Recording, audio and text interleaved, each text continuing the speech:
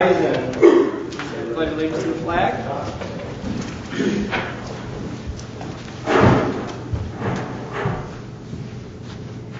I pledge allegiance to the flag of the United States of America, to the republic for which it stands, one nation, under God, indivisible, with liberty and justice for all.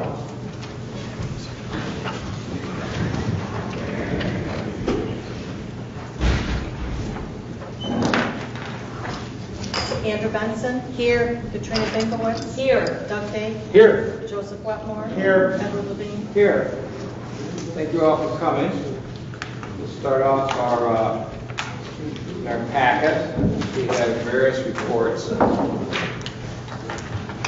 First one comes, I believe, from the community library, and Mrs. Munson brought to my attention that the actual report is in the small.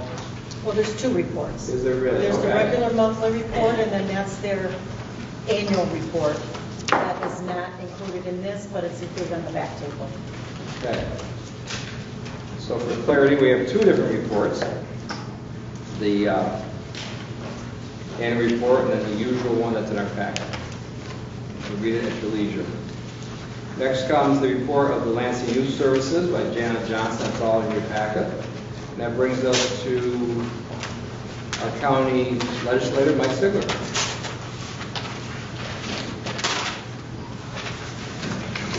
Hi, Mike. Hey, so I'm told to keep this short, so I start the clock. Try to keep it very brief like that. Hello, thank you for having me again. Again, Marcia Lynch has contributed a lot to this report. Couldn't do it without her. She's our public information officer. You've probably already heard about all the airport news, so I'll just briefly sum it up. I mean, $14.2 million of your tax money is coming back to the county to redo parts of the airport, the new terminal. We're going to have a customs agency, so now you can fly to Toronto, watch the Yankees Blue Jays game, and then fly right back. You won't have to stop in Rochester. So that's exciting news, and it's really just going to make a world of difference to the airport. Also, same par kind of news really is that they're going to start doing direct flights to Dulles International Airport. And the great thing about that too is that the Silver Line in DC is now going to run between downtown Washington and the airport. So you'll be able to fly into DC, get right into downtown DC. Or, you know, it's a major airport. You can get there anywhere in the world. And that'll be a direct flight right out of Ithaca. So both those very good news. I want to thank Mike Hall and Ewan Barr for that. Ewan, he's been working on this for years, so, and Lansing residents, so we definitely contribute. Last night we approved the 2019 tax levy goal and spending targets for 2019. It was actually pretty smooth this year, actually. All the new legislators, they agreed on this goal. We're going to try to keep a maintenance of effort, and that means a tax levy increase of 2.2%. That increase is beneath the county's estimated 2019 tax cap of 2.87%. County Administrator Jason Molino, he expects that 2.2 increase in the county's property tax, which includes 0.5% increase dedicated to capital improvements, that it'll be supporting that maintenance of effort. And we are expecting a slight rise. I think that's probably going to go away as we move forward, because I think the assessments are going to come in, and those usually cover any kind of rate increase. So we'll have to wait and see what happens. The big news was going to be yesterday. Somebody is bringing forward whether the county should or should not support supervised heroin injection sites in New York State. I frankly just think, first off, that this is just way too early to support or reject the idea. This hasn't even come out of the Assembly committee yet, so they're literally just talking about this in the Assembly.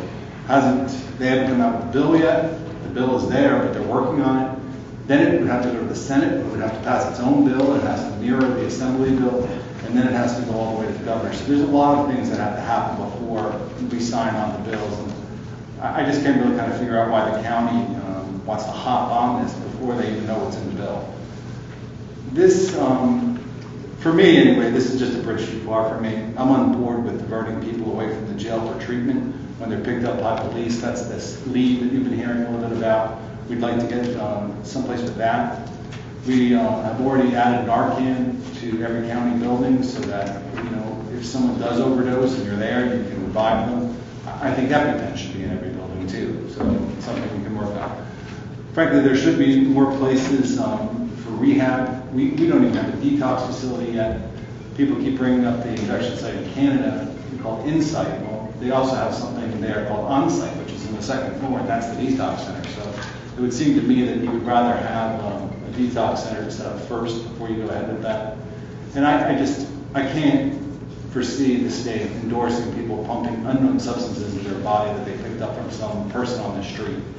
I understand that it can save lives, but, you know, even in Vancouver where they have one of these, the deaths have exploded. So that's something we'll be talking about, I think, for the next meeting in about 2 weeks.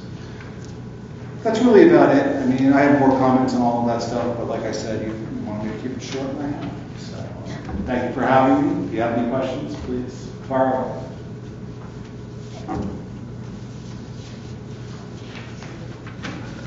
All right. Thank you, Mike. All right, thank you.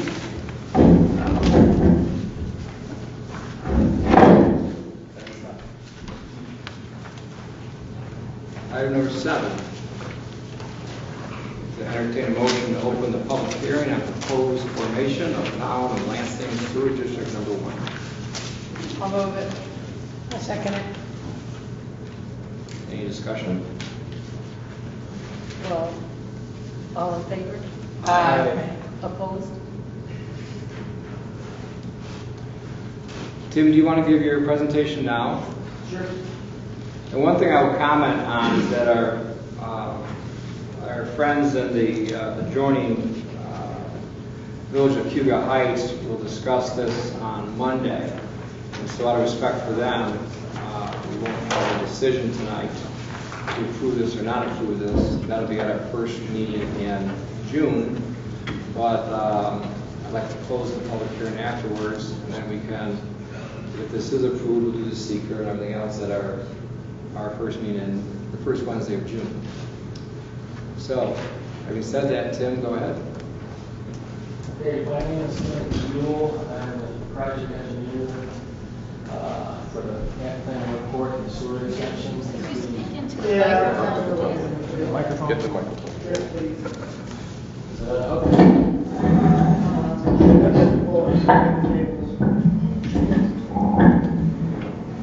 How about if I just sit here now? There you go. Okay, let's move. Stephen, do those remove from the It stand? should slide right up. Could you assist please? There you go. That's it. Give you a long leash. Unaccustomed as I am to speaking, so I try to figure it out. Thank you. So the sewer project came about after about 4 or 5 years of trying to do a connection for a project I'm working on North Trick-County Road. It's the Yuga Townhomes project. Over the years, we tried to get down Trick-County Road, and try to go through the shopping center, and tried all kinds of different avenues to work with the village of Yuga Heights and the village of Lansing, and nothing seemed to work. Until just this past year, we started having pretty serious negotiations with the village of Yuga Heights, who would like to extend their sewer up Route 34 to the north end of the village, which is very close to one of the developers that's pushing for this property and the WB property in North Trip. Jack Young is the one that owns property adjacent to this. And we came up with a plan that we have about 8 different tax parcels, 4 of which are owned by Mr. Young, and 1 by the WB group, and there's I think the rink is involved in this, the rink property, and 2 residential properties. Together it's about, 190 acres of land. And what the plan is to have the developers contribute to not only constructing the phase of this 525 feet from the end of the village line that's proposed, but we would also contribute financially to the actual construction of the village's sewer. So in a sense, this projects that we're talking about doing are going to help both the village of Lansing and the town, and there's going to be a no-cost extension for town residents and help the village residents out considerably in terms of the capital cost reduction for their project. The one in Lansing that we're talking about here tonight for the town is a very short project. It's only about 525 feet of sewer that will run from the terminus point of the village of Lansing sewer on 34 easterly across the lands of Hicks, about 500 some odd feet, to the lands of John Young.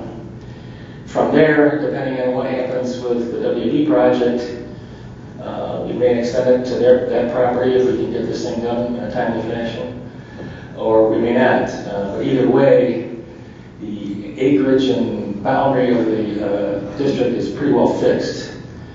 The other issue we have is right now, the Village of Cuba Heights treatment plant has some issues with their infiltration and inflow, and their capacity is restricted.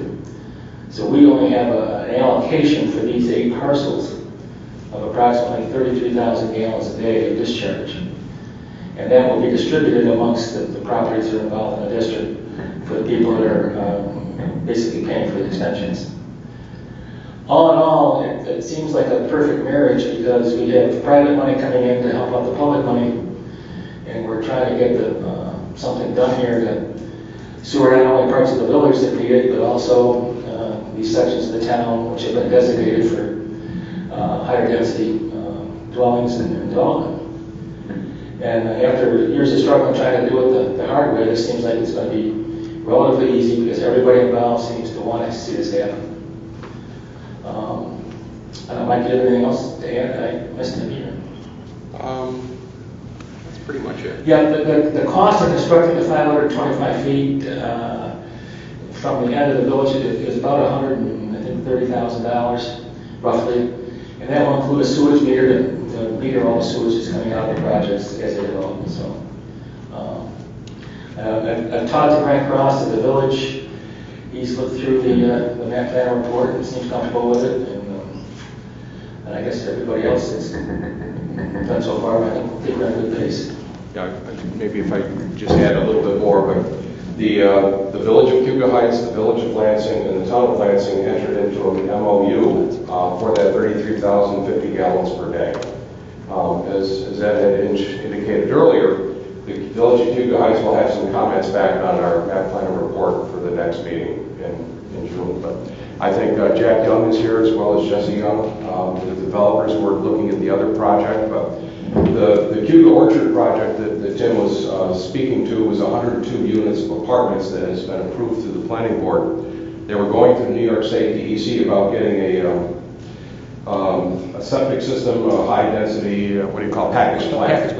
And so by the time you look at all the operating costs of the package plant, it seemed to make a lot more sense to try to do it on a long-term basis.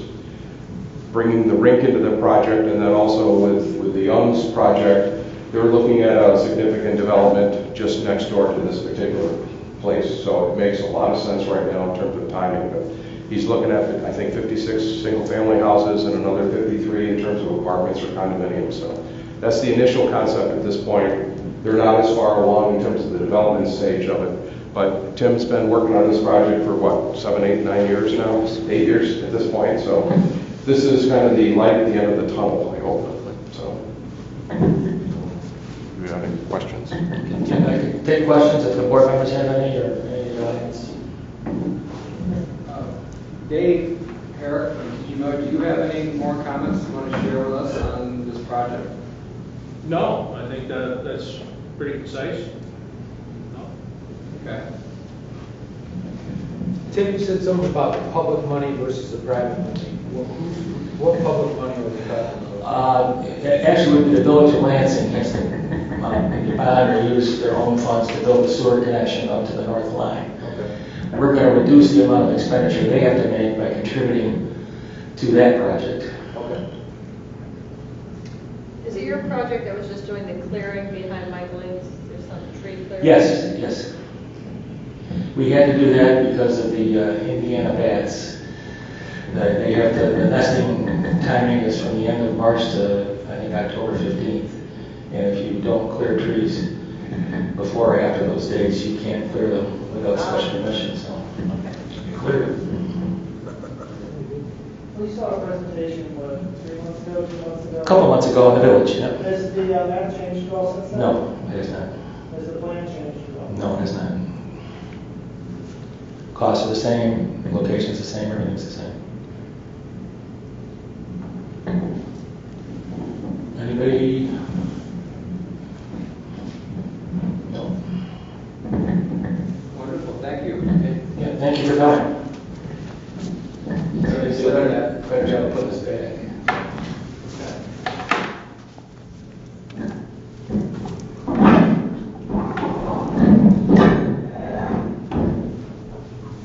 If there are no further questions or comments, I'd like to entertain a motion to close the public hearing. I move that we close it. I'll second. I just have a quick question on that. Is there any reason why we would have to hold another one if the village made some changes or something? Well, there's a couple, this is somewhat unique because after we had basically agreed to set the public hearing, there was new information from the village of Cuga Heights, and one of the nice things about when you actually communicate well with each other, you find these things ahead of time. So out of respect, as I said before, for the village of Cuga Heights, we're delaying this slightly. By closing this public hearing, we will still allow written comments. If people think of things between now and our next meeting, please share them with us, and we'll be more than happy to entertain those comments also.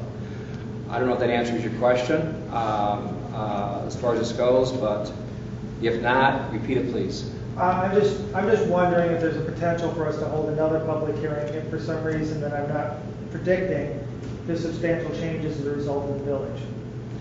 If the village changes them, we'll address those, and I would be open to that, absolutely. Okay. Absolutely. If there's new information that's coming out that we're not aware of, Yes. I think it would be only fair to the public to share that information with them at the next public hearing. If the village of Cuga says, you know what, we're comfortable with this, we're okay with this, you have our blessing, let's move forward as a group, that's fine. But the nice thing about when you close it, you don't finalize it, Right. which is a difference. So I'd be more than happy to entertain those. In fact, I would insist on it to do that if there's more information out there that we're not aware of. Just like when I was not aware of this last bit of information, I said, you know what, we're going to hold off on this until you guys are ready. So absolutely. Any more discussion for the board? If not, Mrs. Munson? So Andrew, are you still moving to close it, and Doug, were you the second? Okay. She's cool. What? She's all for it. She was okay. All right, so. All in favor? Aye. Opposed? Number 8 is the public hearing for proposed local law number 2 of 2018, the Retire Incentive Program. Someone like to entertain a motion to open it? Sure. Okay, so Joe I'll second it. and Andres seconds it. All in favor? Aye. Opposed?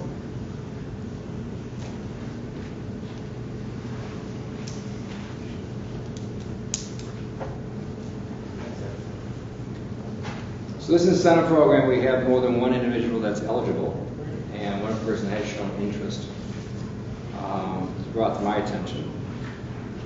And when you read through the numbers of $1,000 per year of service, we find out that it's a wash, basically, for what we would pay for them to the end of the year. But what's interesting is that as you dig deeper, we find out from the benefit package, approximately if you're single, it's a 50% on top of your salary, and if you do the family package, it's about 66%. So if you look at full-time employees, there's an expense to that. So having said that, when we did the analysis, Charmaine did the analysis for me, we find out that if they take the incentive program the amount of money they'll save in their retirement, that the town would save would be $9,000 if they do it by June 30th and $8,200 by July 31st. And then you add that also to the workman's comp part, which is $6,000 for if they do it by June 30th or $6,500 by July 31st. So there's a savings between $16,000 and $14,700 for this year. What does that mean? Does that mean Cricket will hire another full-time person this year? No. You won't. What happens next year? We're going to have to take a look at next year. But even if somebody hires somebody new next year, they'll be at a significantly lower hourly wage. Once again, if somebody else wants to take this program also that qualifies, we definitely would help them in any way. One thing we have done is open up the lines of communication so that, and I tell all the employees this, and I'll say it again, is that if you're interested, not now, but 6 years from now, 5 years from now, even 10 years from now, see what the options are. Because as you get older, it's kind of funny, you now talk about exit strategies. What's your exit strategy now? I mean, when you're younger, you talk about your kids in school. As you get older, you talk about your kids getting married and going off to college. And then you just get older in the workforce. What's your exit strategy? Where are the magical numbers that make you feel comfortable? So having said that, that's where we are with this. And if we need to do this again next year, we'll do another local law next year. But this is one and done. This isn't a role. This isn't open for years on edge. And so if people don't take it, well, at least we offered. So having said that, are there any comments? If not, I'd move to close the public hearing. Do I have a second? A second. Mrs. Lansing? All in favor? Aye. Opposed? Number 10, Park and Rec report. No, we number have to 9, we have to adopt vote on it. Yes. Okay, I'll move the resolution adopting local law number 2. You know, this is new, isn't it? Yes. Remember we used to keep that way back down? This is new. Okay. I prefer it this way. Sorry. So do I. Okay, so Andrea made a motion. So can we have some discussion? Yeah, we have to second it, I'll second it. and then we discuss it. Okay. Now we're open for discussion. So, of our employees, what's the most expensive one? What's the most expensive that we could be caught with this? Say that part again. How much would it cost if the most expensive employee, based on these figures, the longest one here, how much would that cost us? Cost us as far as what? We had to pay them out? Yeah, we have to pay them out. It would be 1,000 times a year of service. I don't know which one. And we have, I think someone's here 32 years perhaps, 30 Okay. years. So you're talking 30 grand. Okay. That's why the salary is kind of a wash part, Mhm. but it's those other two components which I thought was surprising.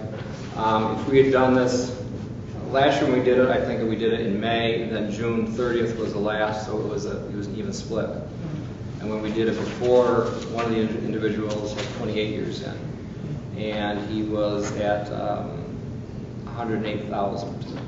So a half year was 54,000. So we're still 26,000 ahead. Those numbers were significant. This year they're slightly different, but they're still money ahead. And that's just for one individual. Well, that's not replacing them at all, right? Correct. It's not replacing them all. And that's going to be up to that department head to see if they are going to be replaced. Example is when Rachel took it. Rachel Jacobson took it. Okay. We didn't know what the need was going to be there, and we asked Sue Munson to be kind of that person, also the informational aide. We found out that more of the need was going to be in the code office. But we also found out that Charmaine could absorb the informational aide position. So basically, right there, that difference between the one employee going in and one employee going out, which was slightly less, but also you just lost the informational aid amount. So consequently, there was a savings there, which was good because We lost some money last year on the assessment from the power plant. That was our biggest hit last year, was the 25 million. So once again, you look at what's value for the town. You also have what's for the employees. And it's the, as you know, it's the big picture. Right, I also know that we can't just drop employee, and not make them up, because at some point, we're gonna need that work to be done. And as we consolidate it, there's less and less of that, that we can do. One of the things we've done is we've done the shared services. We have, for instance, Pat Terrell has his Class B license.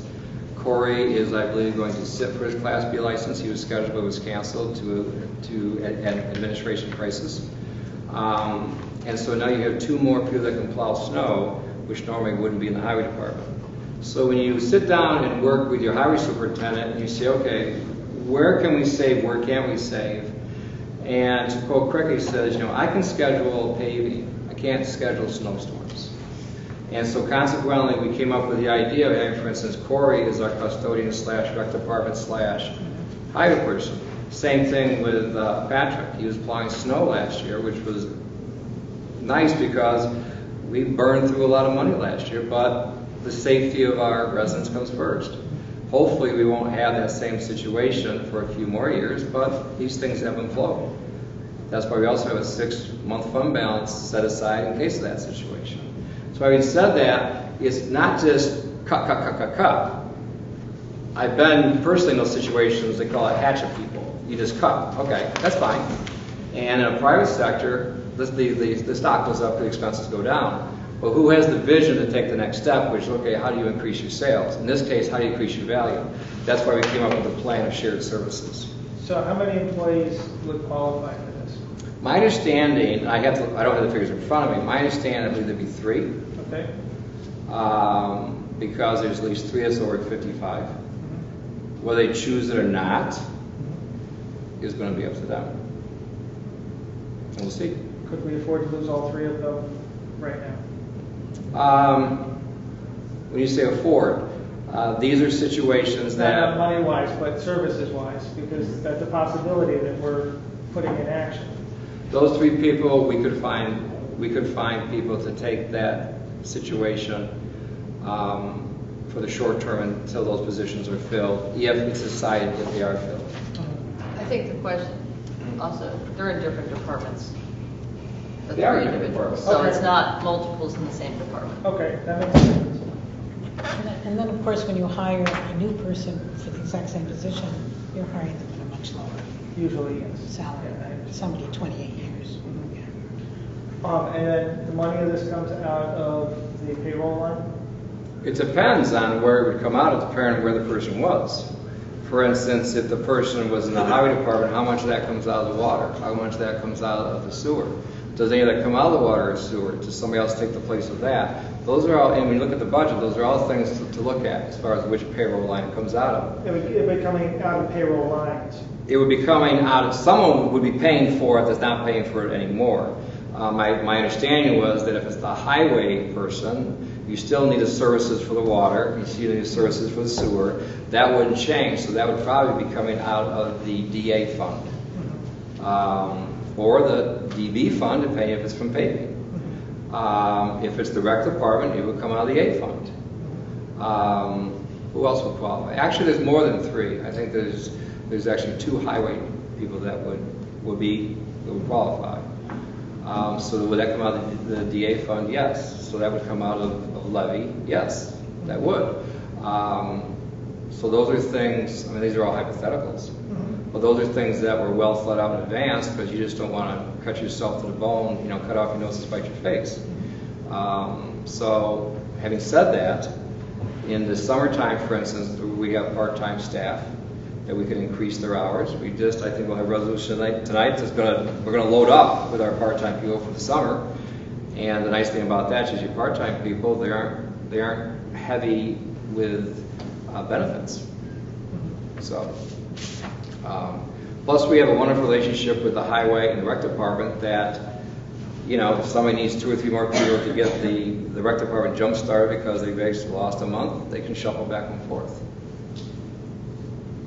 Is that okay? I guess my last question is, how many of these people qualified last time you did it? All of them, some of them? I assume most of them. I think, without once again the numbers in front of me, I think 4 qualify now. I think there were 5 last year Okay. on that. And once again, if no one shows interest, we wouldn't be having this conversation. I understand. And But once it's again, also unlikely all of them will leave if they had a chance last year. if there was any way this would make the town vulnerable, I wouldn't even have proposed it.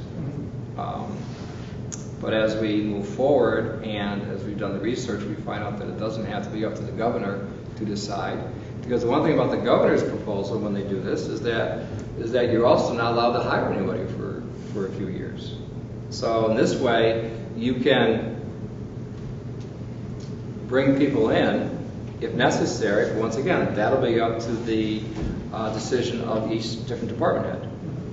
And I'll rely it up to them when we come from budget. Sometimes a full-time person leaves and 2 part-time people come, and you're still money ahead, because as you can see, it's the benefits. The benefits and the retirement and the workman's comp, once again, those figures, 50% for a single employee.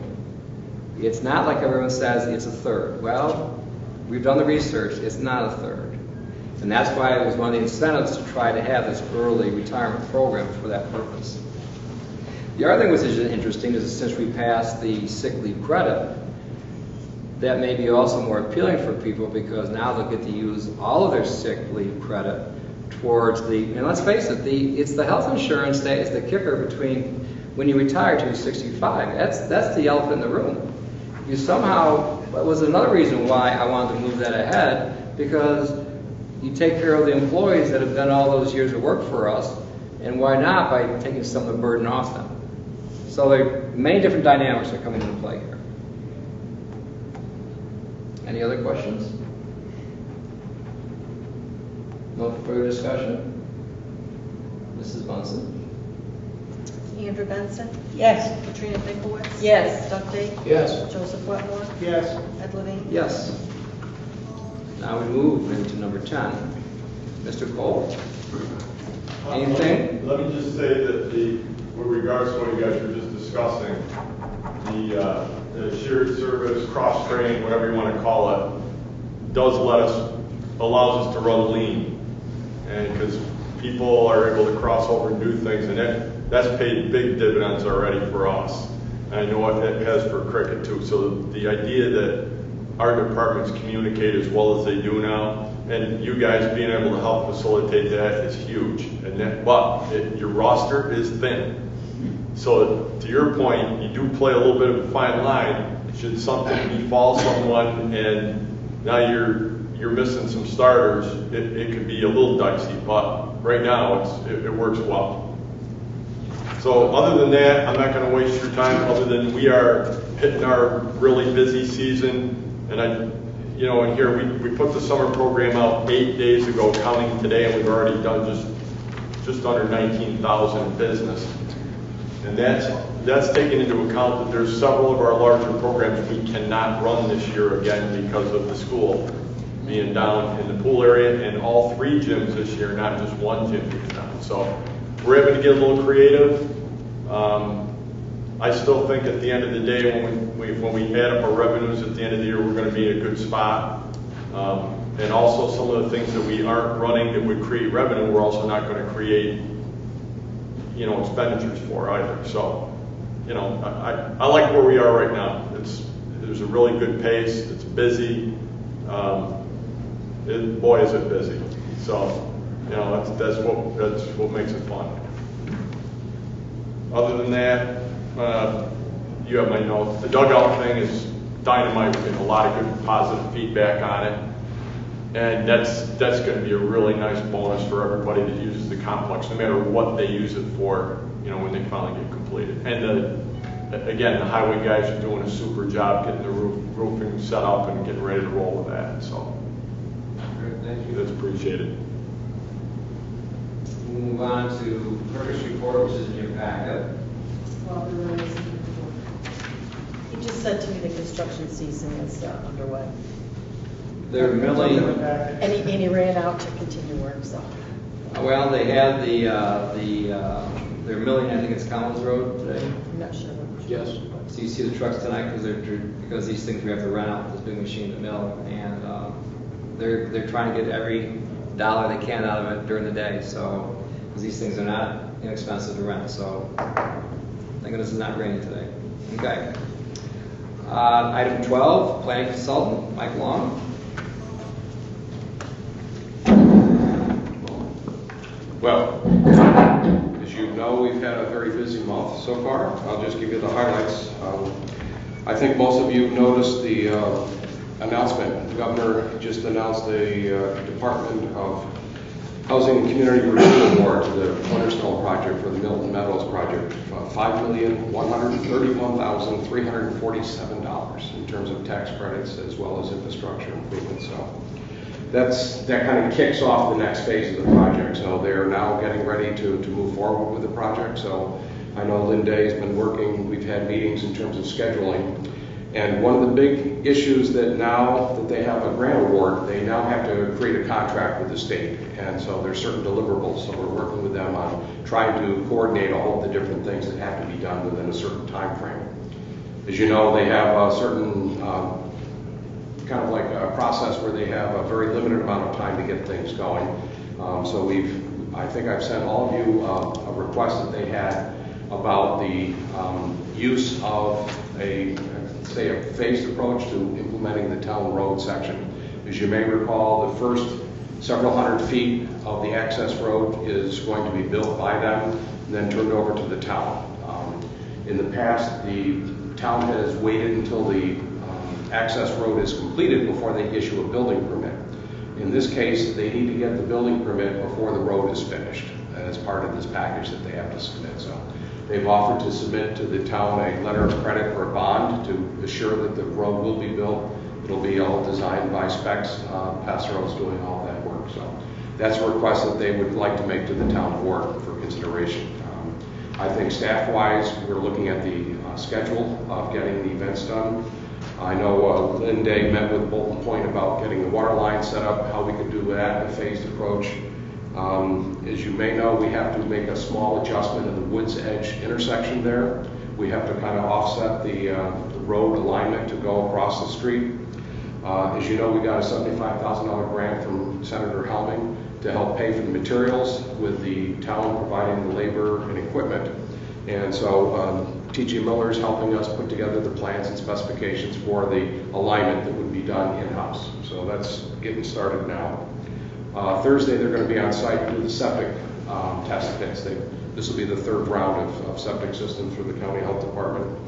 And at some point, they'll have to execute the purchase contract, which we talked a little bit about today. But the town will have to do a subdivision to separate that one piece, the 13.5 acres, from the 156 acres. So, but they also got a $256,875 grant from the county for housing development as well. So that project is going well.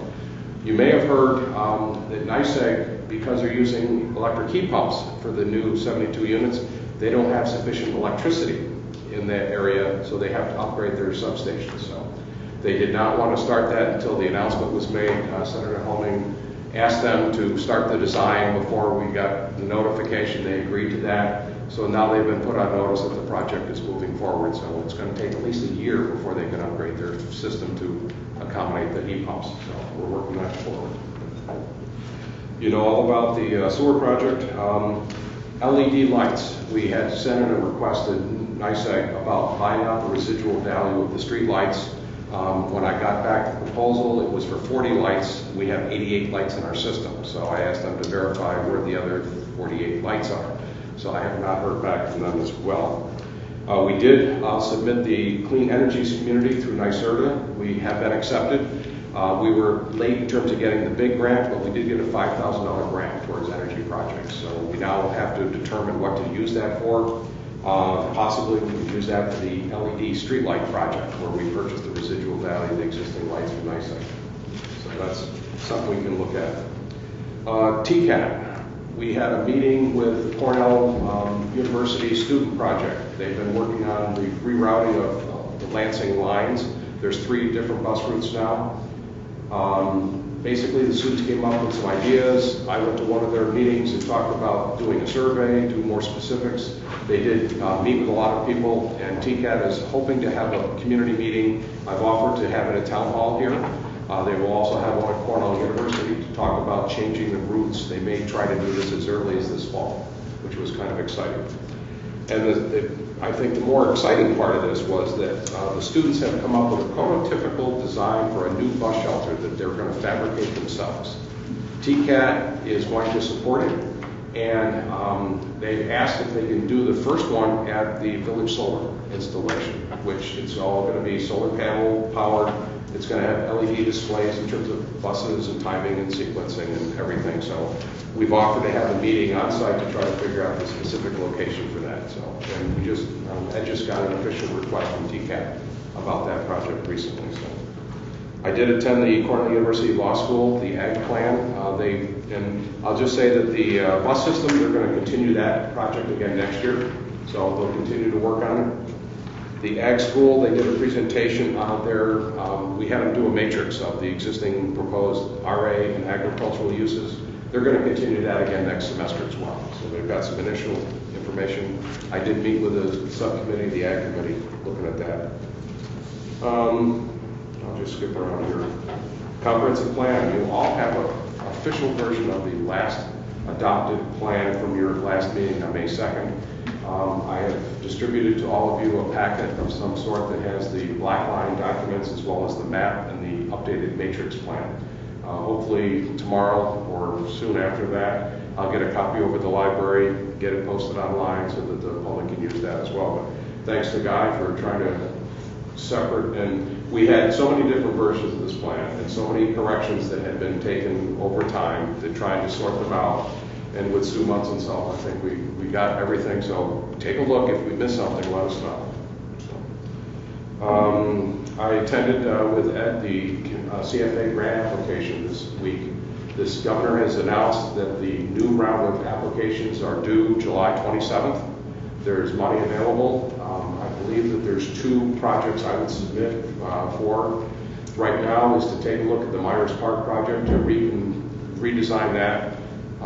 And basically there's 2 programs I think that we look at. There's the waterfront revitalization program, which I'm trying to coordinate a review of our last year project, but also the parks application. So one has a 75% matching grant, the other is a 50-50 matching grant. We probably stand a better chance of getting the 50-50 grant. We can apply for both with one application packet. The second project is probably a NYSERDA project. I know they've gotten a proposal to do solar panels. If we could get one of the bigger grants from the clean energy community, then we'd apply for the grant for upstairs. We'll look into whether or not we could apply for a grant through NYSERDA. We can get maybe a large portion of that solar for here as well. So, planning board, as you know, the Lansing Rod and Gun Club is still under consideration.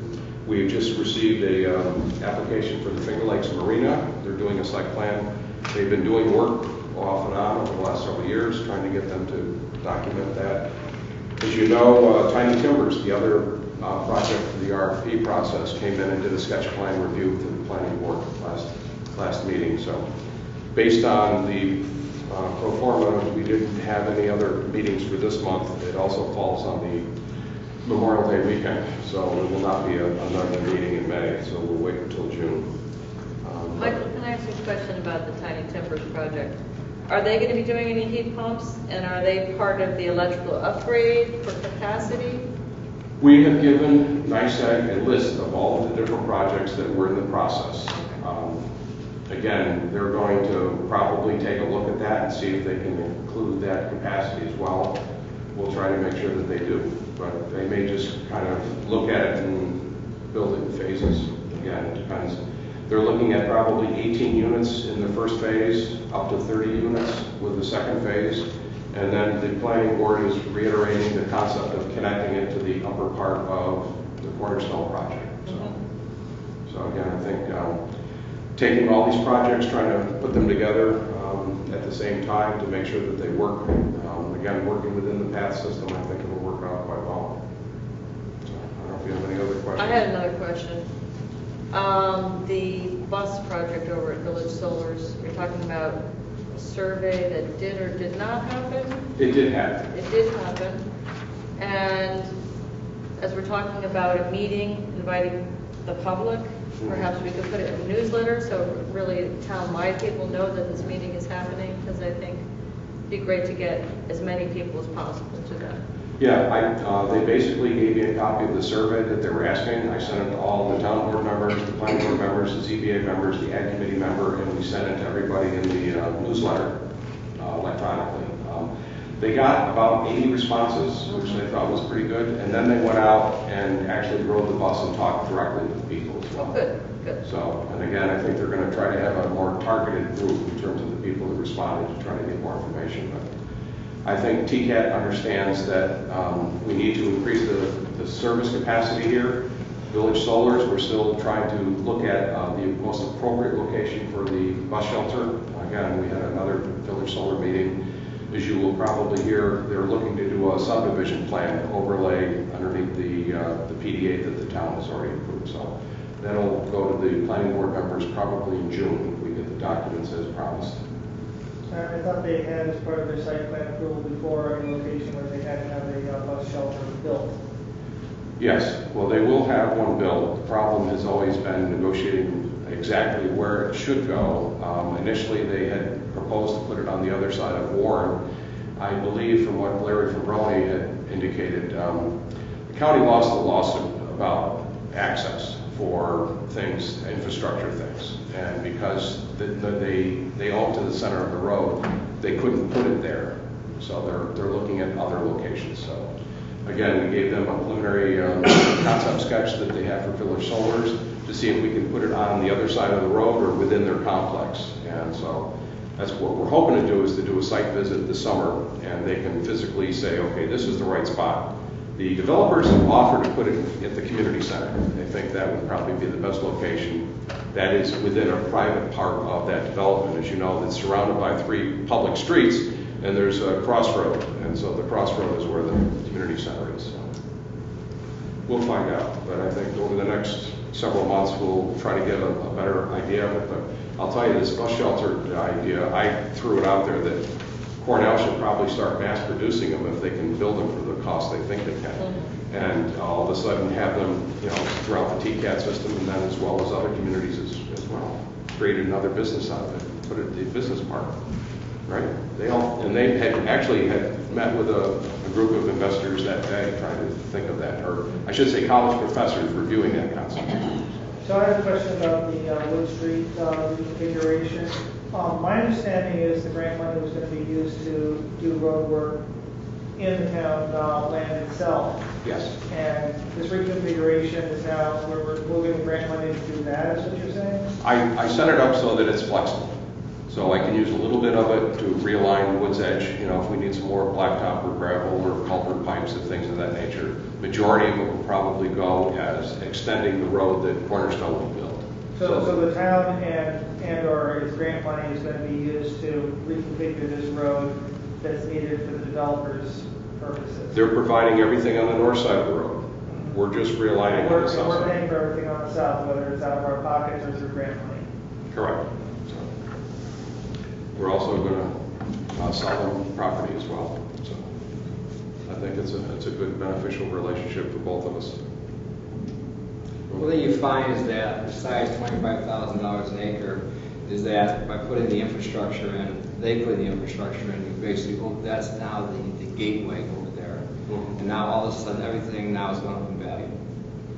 Because now that's the first step, and it's really ironic that they're called cornerstone, because they literally are going to be the cornerstone to that land, as was the desire to be developed. I mean, we kept hearing it's a town center land, and to have a town center, we have to have people. And in my opinion, that's the first step.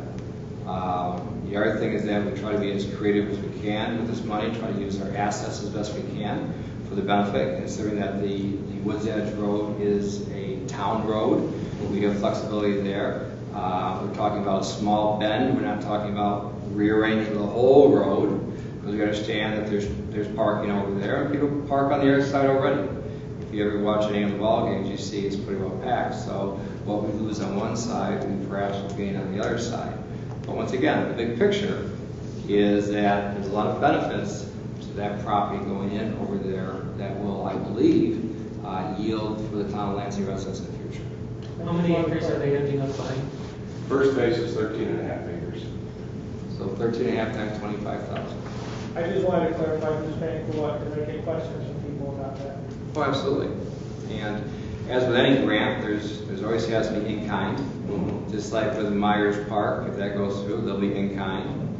But when you start to talk about equipment rental prices, you can go through a lot of money in a hurry. And in all fairness, that's probably, in my opinion, probably the best solution we have at this time. Well, also at this point, the highway department can control what's going on because they're actually doing the work. They don't have to review somebody else's work. They built it to their specifications and make sure it's done properly. So they have to get a New York State curb cut grant. Are we going to do something with that? Because if we're moving the road over, I assume we have to change that with New York State as well. Yeah. So is that going to be one process or two? Well, actually, they're two separate applications. We're working on the town side of it now. They've submitted the preliminary information on the north side of it already. Okay. We're just trying to match up. Yeah, I The know golden the goal spike in the middle. The goal is to have a match, I understand. Right.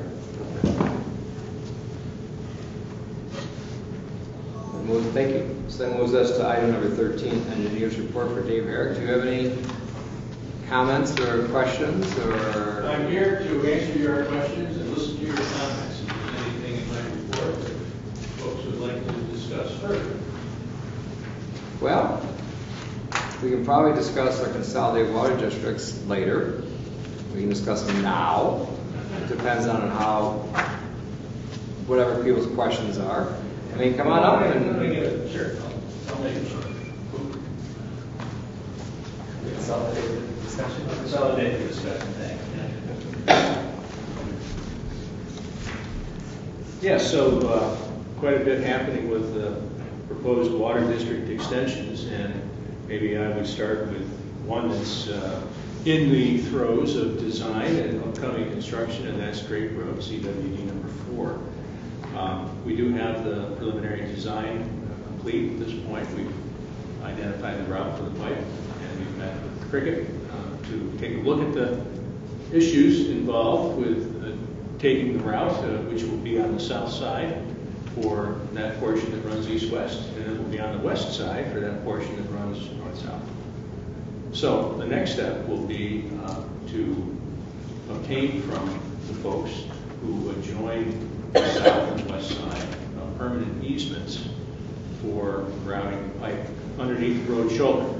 That sounds somewhat ironic that we have to get easements for burying a pipe in a town road, but that's the process, and that's what we're going to do. And I'll be working with Guy to come up with an easement document that will be sent to all of the affected landowners, asking them to review the easement, accept it, sign it, send it back to the town, and we'll set up opportunities to meet with Cricket if that's what's needed, off hours, to answer any questions that those landowners may have.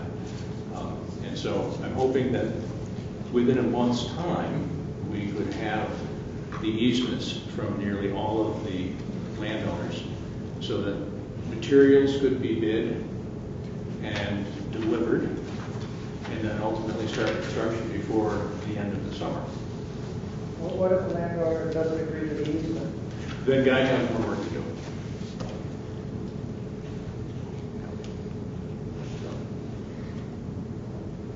But again, the understanding that we're going to be utilizing road highway, road shoulder for installing the pipe will hopefully be palatable to all of the landowners. And everyone will ultimately be getting a curb service, regardless of which side of the road the water main is on. So everybody will get treated fairly in that manner. So I hope that people will understand and accept and agree to the easements. I remember, weren't there some people who didn't want it? Are they likely to not give easements? Are you anticipating that? I think it would be naive to say that some folks are are going to just sign it and mail it back to the town without question or without perhaps challenge, but I think the majority of the folks that have embraced and asked for the water are those that we're asking for assistance from. Some folks that did express some resistance or didn't have need for water are on the other side of the road.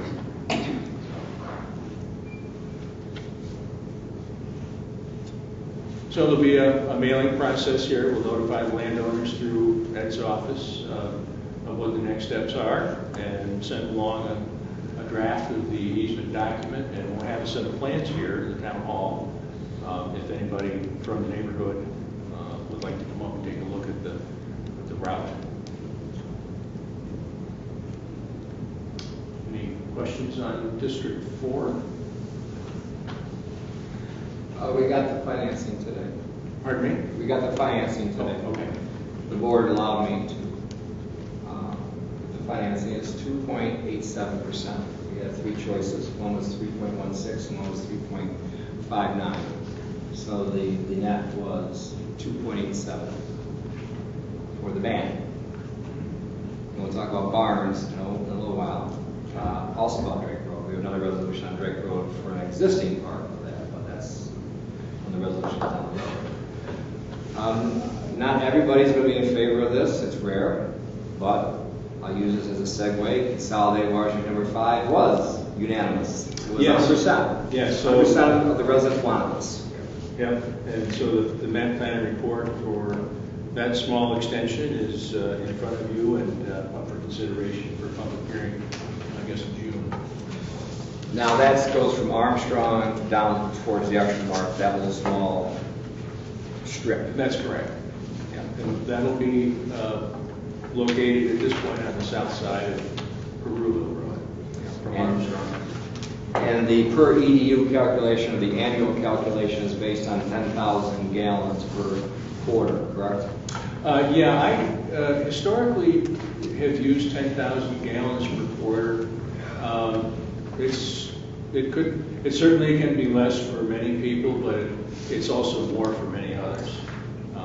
So I know my own family use is more than 10,000, and we try to be careful with our water. But so I think 10,000 is still a reasonable estimate, even though the commission has adopted the 5,000 minimum per quarter, which if you wanted to use that number as the absolute minimum amount that people would pay, you could. I don't see that the adjustment in the water consumption would ultimately affect the total first year cost of these projects to the landowners. Yeah, you are right. There's certainly an opportunity for a lower water bill if people use 5,000 gallons or less a quarter. Okay. So that brings us to number 3 then, if you're done with number 5. Sure. Number 3, the map plan report has been updated to reflect the growth of the service area as it changed some last year. And as a result of changing the service area and the extent of the project within the Ag District, the town went back to the Commissioner of Ag and Markets for a new determination of possible negative impacts from the creation of the Water District. And the town learned back in April that the Commissioner, as was previously determined almost a year to the day prior, that there would not be a negative impact on ag operations and enterprise. So they acknowledged that the town shrunk down the district as much as it could along the agricultural frontage, and knowing that we're going to keep the fire hydrants out of the fields and out of the ditches, had endorsed the no impact determination. So now the map plan report has been updated. I have gone further and updated the pricing too. We had material prices that would be over 2 years old if they weren't updated in this report. And that while we have contingency in all projects, I'm not comfortable going with 2-year-old material prices. So I updated them for the current manufacturers and vendors' price lists, knowing that construction at the earliest would be next year. So we'll still be looking at using some amount of contingency to cover certain increases, small increases in material prices in 2019 through 2020. Is it normally about 10% is the contingency budget? We keep 10%, yes, as a minimum, yeah, 10 to 15. So that map plan report again is in front of you tonight, and presumably ready to go for another public hearing. I just want to say, I've got old eyes, and I can't read anything on this map. I'd have to get a magnifying glass out. In the future, if we could make it bigger. The sheet is a 24 by 36 inch sheet. If it were 11 by 17, I'd be able to read it, but I literally can't read that. Okay, all right. The original print, the original PDF size for the is 11 by 17. Yeah, if it were 11 by 17, I can read. I can't read a single thing. Okay, I'd be happy to. Would you? Is there? I can send you the 11 by 17 version. Yeah, if you could email it to me, I'd Yeah. appreciate it. Thank you. Okay.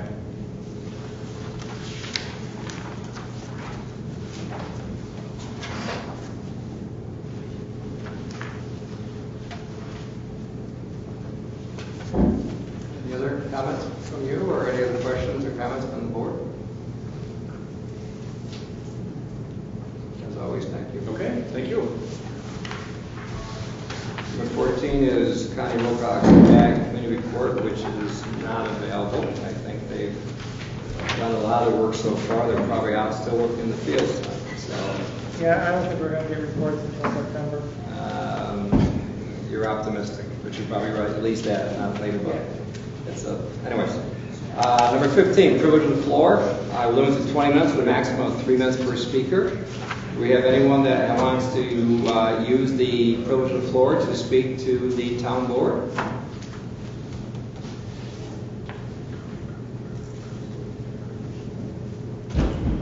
Okay, let's move on to number 16.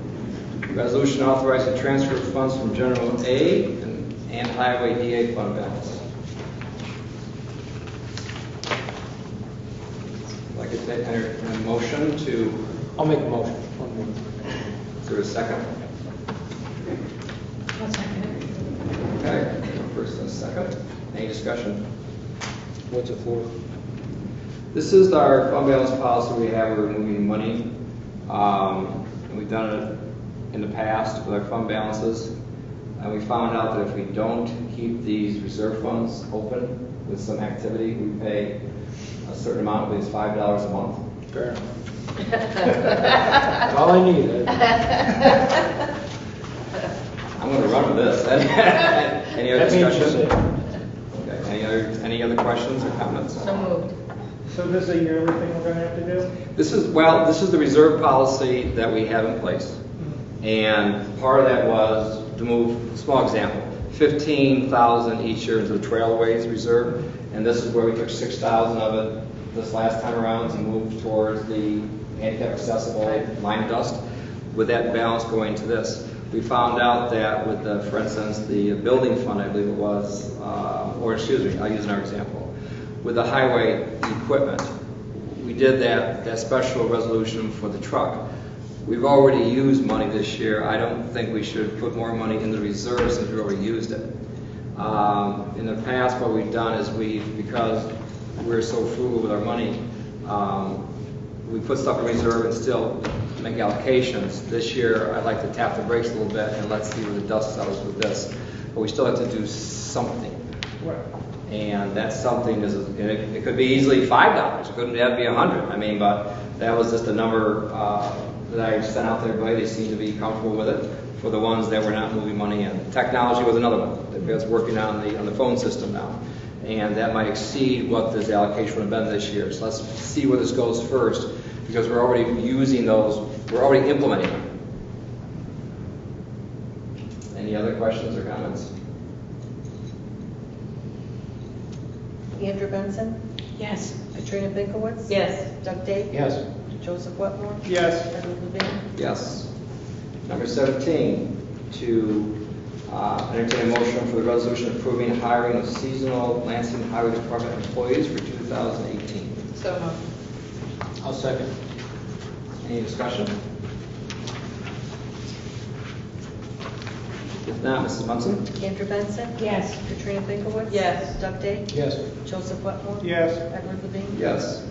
Item number 18, resolution hiring part-time seasonal laborers for park and recreation for the town of Lansing. I'll move that. I'll second it. Any discussion? This is where the consent agenda idea would really speed things up. We haven't gotten there quite yet, Joe. But you know what? We're gonna work on it. Thank you for mentioning that again, though. And I will pursue this seriously as time allows that are next. Yeah. Okay. That would mean that we're all in agreement. That's a very good sign, Joe. Thank you. I think we're at the next level. Having said that, Mrs. Munson? Andrew Benson? Yes. Katrina Binkowitz? Yes. Doug Day? Yes. Joseph Wetmore? Yes. Edward Levine? Yes. Number 19, resolution hiring Mars Park Campground Manager for 2018. So moved. Second. Who is it? It's Yes, Mr. Topman, I believe his name is. Dennis, Topman? that's not. Don't tell me as it goes from the past. Is there a bloodline? Oh, yeah. Direct. So George Topman used to be was he the code officer here one time? In the creative code officer. Yes, and we'll just let that fly. Collection of that era. Anyway. Who's been more creative than Things have changed a lot, haven't they? Oh, boy. So having said that, I think we've had discussion. Andrew Benson? Yes. Katrina Binkowitz? Yes. Doug Day? Yes. Joseph Wetmore? Yes. Edward Levine? Yes. Dennis is returning too. He just left. He's been there before, right? He does a great job. Yeah. He's very, very, very good at it, so lucky to have him back. Number 20, so entertaining a motion for resolution authorizing the issuance of a $71,000 bond and anticipation renewal note, number 1-18. Oh, sure. I'll move that. Second? I'll second. Okay. Any discussion? So this is, once again, this is the other part of Drake Road. And if you look through the history, you see how the band keeps dropping down. Actually, it's a barn once you get past the first year. Now it's the bond anticipation renewal note. Acronyms. So having said that, we looked at, would it be easier just to get a regular bond for this or refinance it or go with another barn? As you can see, the interest rate is 2.15%. So a lot of times, because we're at such a low interest rate, we're just going to keep renewing these and spending down that way. So that's why we have this situation right now. And like I said, 2.15 is not a bad. I don't think we'll get this next year. So we're going to jump on it. So that's the history behind it. So if you see Drake Road, you see it come at one end, at the other, and now you got Consolidated Water District number 4, which will come through. Also is a great benefit to the water district, because God forbid if something happens around the Rogues Harbor area, you still have a bypass. Are there any other comments or questions? I just want to give a little bit of background here. Mrs. Munson? Andrew Benson? Yes. Katrina Binkowitz? Yes. Doug Day? Yes. Joseph Wetmore? Yes. Edward Levine? Yes. Resolution number, item number 21, resolution scheduling a public hearing for review of annual stormwater report. And this will be at 6:35 Correct, on the 20th. on June 20th. I'll move. Second. Any discussion? Mrs. Munson? Andrew Benson? Yes. Katrina Binkowitz? Yes. Doug Day? Yes. Joseph Wetmore? Yes. Edward Levine? Yes. The next is a resolution scheduling a public hearing for Consolidated Water District number 5. Also to be at 6:37 Correct. on June 20th. I'll move it. I'll second. Any discussion?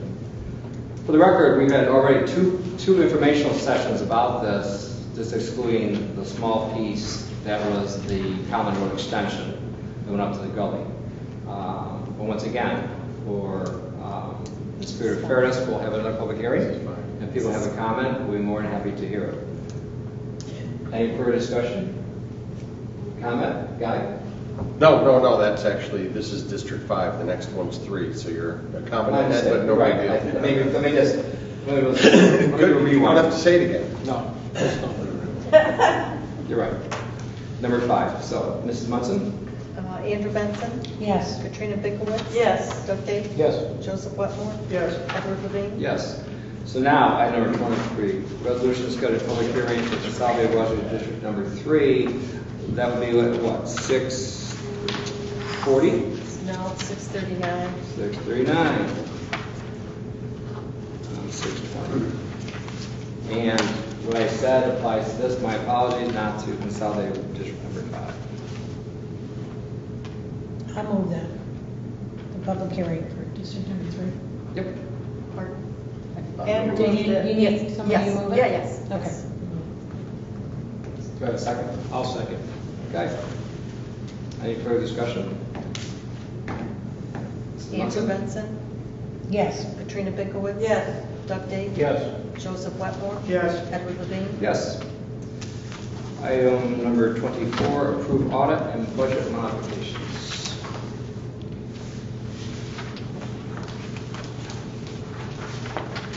Do I have a motion? Pay the bills. I'll move. Second? I'll second. Okay. Well, kudos to Joe. He found a mistake, which was wonderful. You got charged sales tax. So it's going to have 7 sets of eyes on this, not 6. And to his credit, we had a few questions tonight. Charmaine was available to walk us through some of those, which I appreciated. It was a teachable moment for everyone. And there's a few other things we discussed.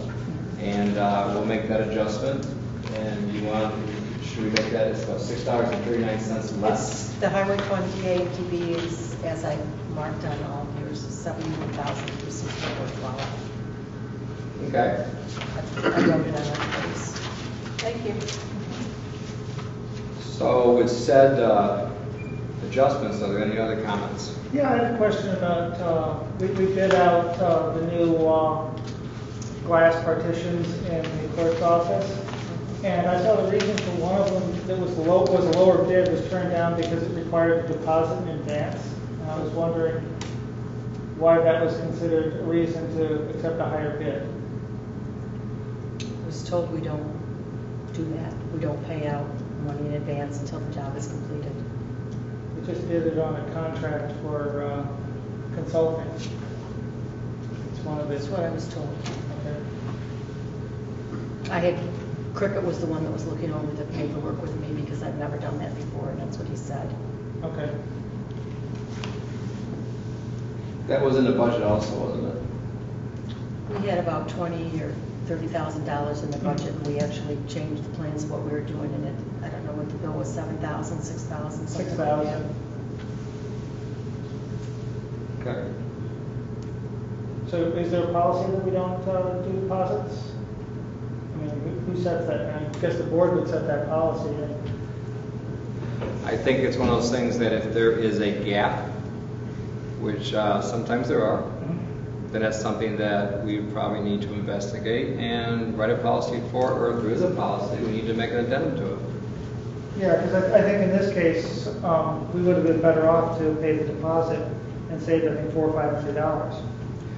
I don't know if we would have or not, but I think for the future, I think it's something that we can pursue and put in there a policy, or maybe it should be up to the best. The other thing is we have a best policy also, isn't it? The best, I forget what the proper terms are, best practices policy. Best value. So best value. So it gives some wiggle room there. It's not just the lowest price. No, I understand that. I'm not sure we got a whole lot more value for not paying a deposit. And if we have a policy against doing that, I'd like to change that policy. I think that's something that we should look into. I mean, once again, you have to be consistent with any of these. Who selects lowest price? I forget, it's about $500 less. Who was the next lowest? I forget, it's in the pile there. There's 3 different glass companies. So one was high, the middle one was taken? No, we took the highest one actually, but the lowest one was the wrong kind of glass. So I understand the best value on that. And the second one required a deposit, so that was turned down. We actually ended up with the highest of the bids. it's also maybe the closest one too. I don't know, I just gone by the reasons that were on the sheets there. So you could consider best practices and be the most easiest one to get here in case there's an issue. That could be considered in that best practices. It could, but it wasn't one of the reasons given. That's fine. That may have altered the decision. Could have been We just reputation. don't know what you were told, so we'll just review it. We're not worried about just reviewing it. It's not a big I mean, it also was guaranteed by the people that we went with that they could do it the 3 days that That the you were- office was going to that's be closed. important. Well, you were which was- gone. Which was really important. That's Okay. really important. Can we add that to the sheet then? Because I think that's a really important criteria. Sure, I can write that in Yeah, I think that would make a big difference too, and I understand that makes a big difference to your office, and so being able to put that on there makes it look Completely better. justifies. there. Okay, I can write that in Thank you.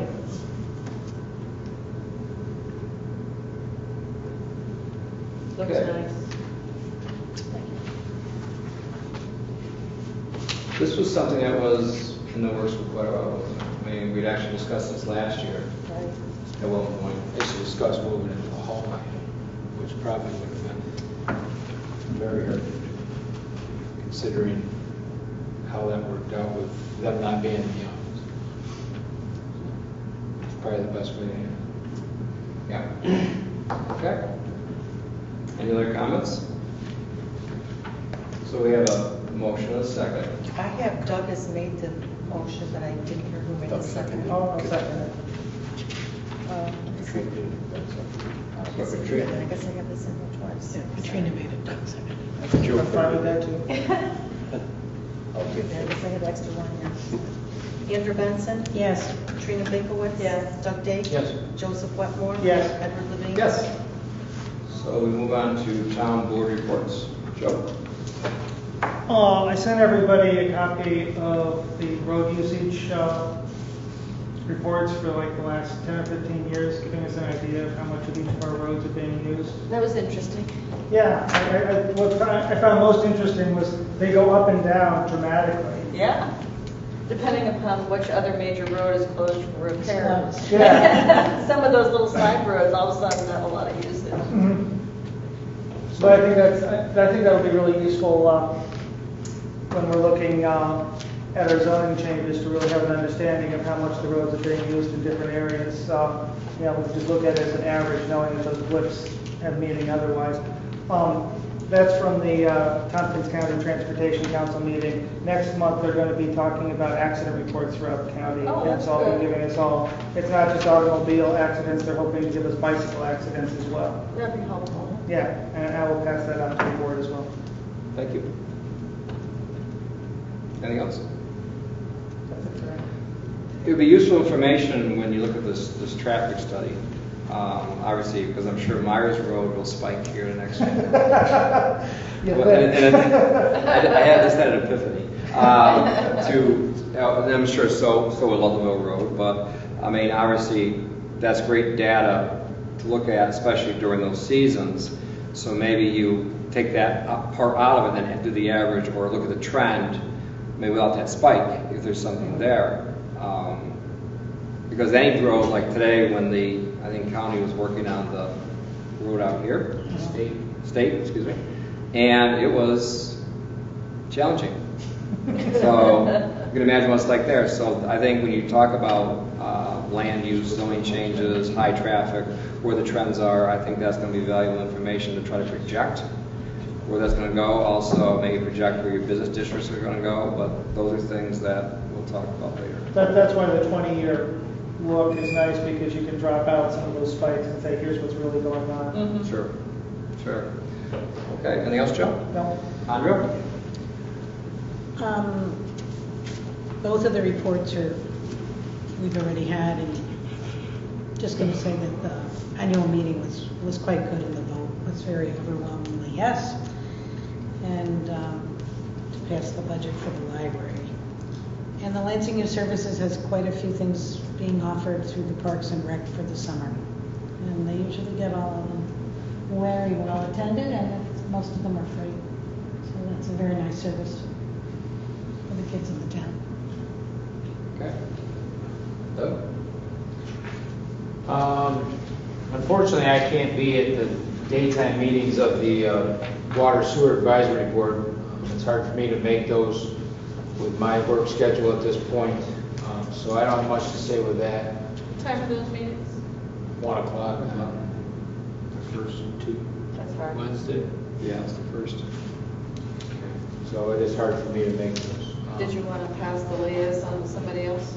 Who had more daytime access? Ed's there all the time anyway. Okay. Going past the town, so if we can do a resolution at the next meeting if you want to make me Sure. or the alternate or whatever, so it doesn't matter. But yeah, As far as the planning board, we had no meeting Monday. no, there's no meetings actually in This month. May because of the holiday. There actually wasn't anything on the agenda for the first meeting, and because of the holiday coming up. You will have, June will be the Village Solars. But I will say that I'm interested to, and as Michael Long mentioned, that I'm interested in seeing what the Rod and Gun can come up with for what their challenge is, what seems to be. My heart's with them, and I like what they've always been about and what they've done, but I'd like to see what they're coming up with that. So that's about all I have. Okay, Katrina. The ZBA was canceled. Joe and I went to the Planning Board Federation meeting. That was excellent. Got a lot out of it. They had a lot of topics that were really current with our town's needs and what's coming up with zoning. And I think everybody who went really got a lot out of it. It was worth doing. Yeah. I received about 150 bare root saplings and started to put them in. So the scouts are going to help put in some of the smaller root ones, the oaks and the sand cherries down at Salt Point. And I took a morning off Friday to plant some of the bigger root balls. Had to work the machine to dig some holes, so that's good. And that's allowed. Maybe I shouldn't say this now. We're allowed to plant You're allowed trees to and plant. shrubs down Thank there, you. yes. We're Thank you. improving the habitat. Sometimes once again, we'll do the We're second. increasing the ecological diversity and food-bearing trees for animals. Okay. Where are the rest of them going to go? Because they're not, are they all going to go down So Salt Point? they're all going down there. We have hazelnut, American hazelnut. We have, I planted a bunch of birch. They were nice, very nice. So there's a new birch grove down there. Good. So, That'll have some producers. yeah, right. The animals will be happy eventually. The Friends of Salt Point had their meeting, and Paul Pardine's tree group is going to do some upgrading of the bird nest down there, put in more bluebird boxes. He also talked about working with Cargill about putting bluebird boxes in that whole mile there that they purchased along to the approach, where the diner used to be, those houses that have been knocked down, all that property. So he's going to put bluebird boxes there. And just working on improving things. Good. As far as the town trail committee, I will be able to work on that after May, in June. So I'll actively rev that up in June. I have a lot of deadlines on my other job in May, so kind of swamped. Guy? just the way timing has worked out with not having 30 days between the last meeting and this meeting, just so you're all forewarned, assuming you go forward with all the special districts, you'll have 6 conditional orders and 4 seeker reviews at your next 1 or 2 meetings, all related to special districts. So I'm glad you're planting trees, because we're going to be knocking a few down with the paper. The other thing, just in terms of the arts, the date has been firmly set for the Ithaca Artists Market down at the Ithaca Farmers Market. It's Friday, July 27, noon to 7. And there's crafts, arts organizations,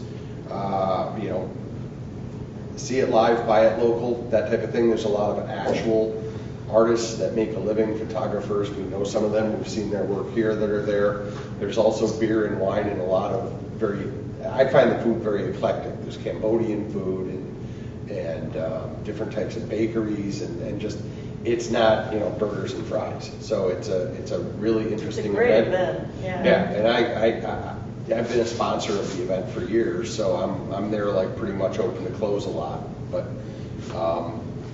one of the things that I'm the liaison to the Arts Council, and the Arts Council doesn't exist anymore. So I'm just going to try to, as arts events come up in the community, I'm going to try to at least keep everyone informed, because that's a market I'm sort of plugged into. Thank you. Yep, that's it. The rest you'll be reading about in the next month. Mrs. Munson, do you have anything? Yeah, they're long. My thank you for all your hard work. 2 meetings a month puts a strain on you. I understand that, and you still do the work, and I thank you for that. There's a couple of things that we're going to have to discuss and come to agreement on, at least with a consensus in the next few months, if not. One of them will be at our working meetings. Our first meeting in June is that where we go forward after the comp plan's passed. Okay, what committee do we have? Do we work with the planning board? Does the planning board work with the group? How do you move that forward and get a consensus and embrace the attitude of what's best for the town? And sometimes you have to compromise, and sometimes you have to agree to disagree, but you have to move forward. Because once again, it's been a long time because it's comp plan. I hate to have this thing go on for 4 or 5 more years, because then we're already at the next one. Because the plan board's already looking at revisiting this every 5 years, which I think is good. I think we're doing a lot of the hard work. And I think Katrina said this best when we were talking one night. She goes, we're really picking difficult subjects. And we are. And the comp plan was difficult, but in the long run, we all came to a consensus. Land across the street is a difficult choices, but we formed our committee and we came to a consensus, and the board moved forward. There's a lot of things that we're dealing with, like with the water and the sewer, that things were in the past, but for some reason, as I tell people, it wasn't the wrong idea. Maybe the timing was wrong. Maybe the timing's right this time. Because one of the things I like to see the next, one of the questions I'll seek the answer is, now that these water districts are being formed, when does the money get reimbursed back to the town for all the upfront costs?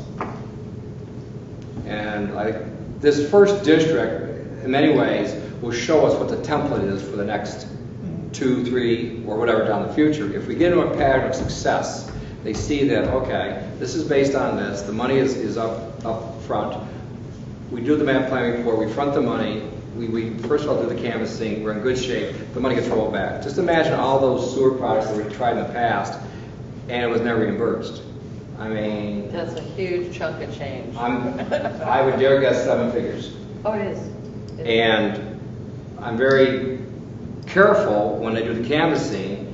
You know, it's 75%, this is what it is. And people say yes. Now if they change their mind, okay. But at the long run, they can do a referendum, they decide, and they move forward. Number 3 has been on the books for I don't know how long. Number 4 has been on the books for, I think, since Steve Farkas has been supervisor. In one iteration or another, both of those have been planned for well over 15 years. There have been multiple estimates on them, but that's true of a lot of the districts where there's resistance. I mean, it took 3 different map plan and reports over about 10 years before Algerine went in. And now the first thing that happened after it went in is people want to extend it. people that didn't want it wanted to extend it. In some cases, yes. You know, the same thing happened with Franklin and Franklin Drive up there and also Maple Ave. That was a bigger district, that got cut down in half, that part didn't get it. Now it was too sporadic, there wasn't enough density. A few years later, all of a sudden, they applied for the variance, everybody now wants it. So now it's like the tuning fork, goes across Armstrong, goes back to Armstrong, down Asbury, it takes on life of its own. The only part that didn't go was what we call consolidated number 5 now. So my job is to say, okay, is this yes or no? If you say you want it, okay, this is what's going to cost you. Do you still want to pay for it? And if you don't, then I guess you really don't want it. But at least you're going to find an answer one way or the other and move on. So having said that, one more thing, and I'd like to wrap this up. The Head Start is looking for a place, and I've been working with Shelby Bauer and now Lisa Campbell, and we don't know if there's been a solution to this or not. I reached out to the rec department to see if we can put it down in the community center. I reached out to the church I belong to to see if we can put it over there. I don't know what their answer is, but it would be tragic if that didn't continue, in my opinion. So we're working on that. There may be a temporary solution, or maybe a permanent solution, but that's another one of those things that is close to my heart, just like the drop-in center is, same thing with Andra. I mean, that was a success story, and hopefully this also can be a success story. If they need a facility, we have a facility. Some other projects may have to be moved around, but I think we have enough space to accommodate people elsewhere. So I'll just leave that at that. What else is there tonight? I had a couple of questions about the supervisor's report, if you have a moment. I don't have it in front of me, but go ahead. Well,